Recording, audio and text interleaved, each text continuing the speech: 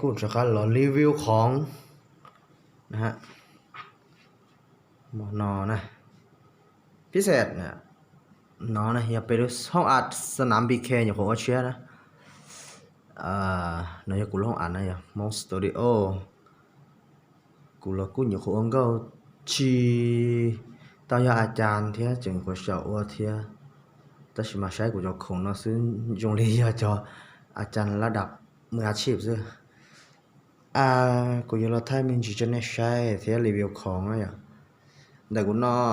ว่าต้องก็จะถ่าย MV พร้อมเลยนี่สตาว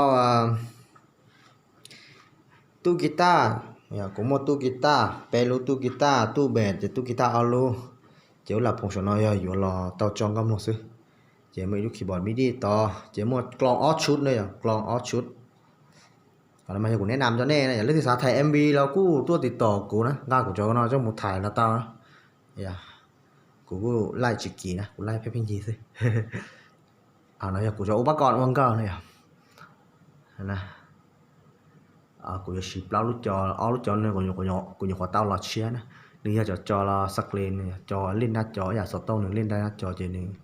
กูงั้นเราเผื่อเตาตัดต่อหนังได้แต่นะอย่าตัดต่อหนังจะกูจะฉีดเอาลูกจอnóใช้สีแต่งสีได้แต่เสียงเก่าได้แต่นะอันนี้ยัดคีย์บอร์ดเนี่ยอย่าคีย์บอร์ดยามาฮ่าคีย์บอร์ดมิดีไม่เอารู้คีย์บอร์ดไม่รู้นะเอาเดี๋ยวอินเทอร์เฟซเนี่ยเอารู้อย่างน้อยได้แต่ฉันเอารู้nó chỉ tao là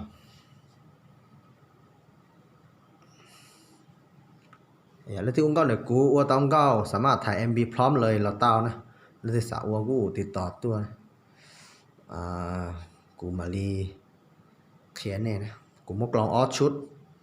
เจกีตาร์ตู้กีตาร์เปรูเจกูมากีตาร์เจอในเช่าที่ชีกีตาร์เรามั่วกีตาร์เบสเรามั่วกีตาร์เล่นไฟฟ้าเรามั่ว